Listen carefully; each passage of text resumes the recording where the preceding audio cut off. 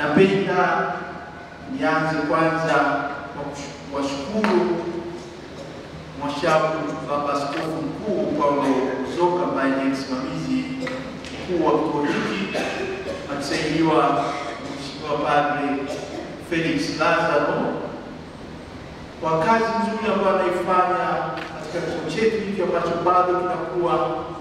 Tunaomba Mwenyezi Mungu huyo katika Utatu Mtakatifu kuwe vizuri sana, na hivyo kiweze kuja kukuza huo ushirikiano ambao tumeusema hapa, ushirikiano kwa mfano wa Utatu, ushirikiano kwetu sisi waamini ambao tunapenda tuendeleze hiyo kazi ya uongozi tukifanya wote kwa pamoja, na tukipenda kabisa kwa pamoja. Mwenyezi Mungu atukuzwe. Namshukuru vile vile kwa namna ya pekee leo Mheshimiwa sana Padre Faustin Rwechungura ambaye tangu jubilei hii kuu mwaka wa mtakatifu ulipoanza amekuwa akiratibisha shughuli zote tulizozifanya kama tulivyozipanga tangu ilipotangazwa kwamba tuwe na mazoezi mbalimbali ya kiroho katika ngazi hii ya kijimbo au kanisa mahalia ambaye yatakuza kiroho.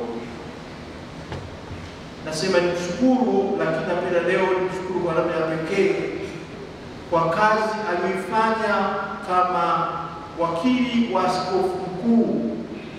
Alikuwa wakili wa askofu mkuu Mwashamu Askofu Mkuu mstaafu Paulo Ruzoka, na baadaye kuja kuwa vile vile wakili wangu tangu nilipochukua madaraka katika jimbo hili kuu la Tabora tarehe 10 mwezi wa 11 mwaka 2023.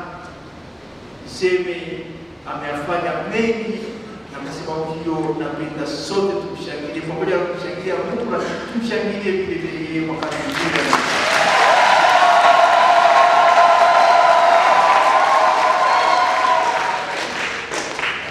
Nampa mkono mfupi, lakini tutampa mkono mrefu siku nyingine.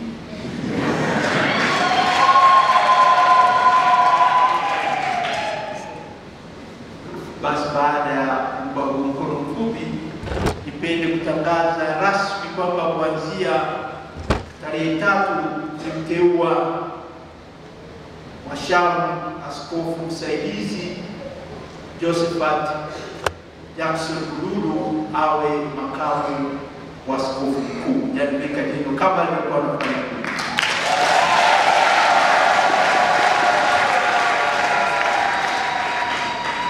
Kumbe mzigo aliokuwa anaubeba Mheshimiwa sana Padre Faustin, sasa ni mzigo huu atakaokuwa anaubeba msaidizi wetu Mwashamu Askofu Msaidizi Jackson Bululu.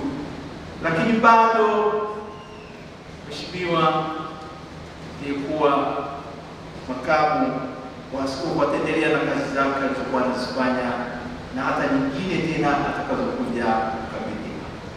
Nipenda nitoe taarifa hiyo leo tunapokusanyika hapa tuwakilisha jimbo zima, waamini kwa jimbo letu zima. Nikaona ni fursa nzuri na wakati mzuri kufanya hivyo. Tuzidi kumwomba Mwenyezi Mungu, yeye anayetuita tuwe pamoja, kutembea pamoja kwa huo umoja, ushirika na utume, tusifanye kazi hizo, na hasa tuwasaidia hapa na kuwa ni viongozi wetu, ili kazi wanazozifanya huko kutuongoza iwe kweli kwa ajili ya kujenga huo ufalme wa Afrika na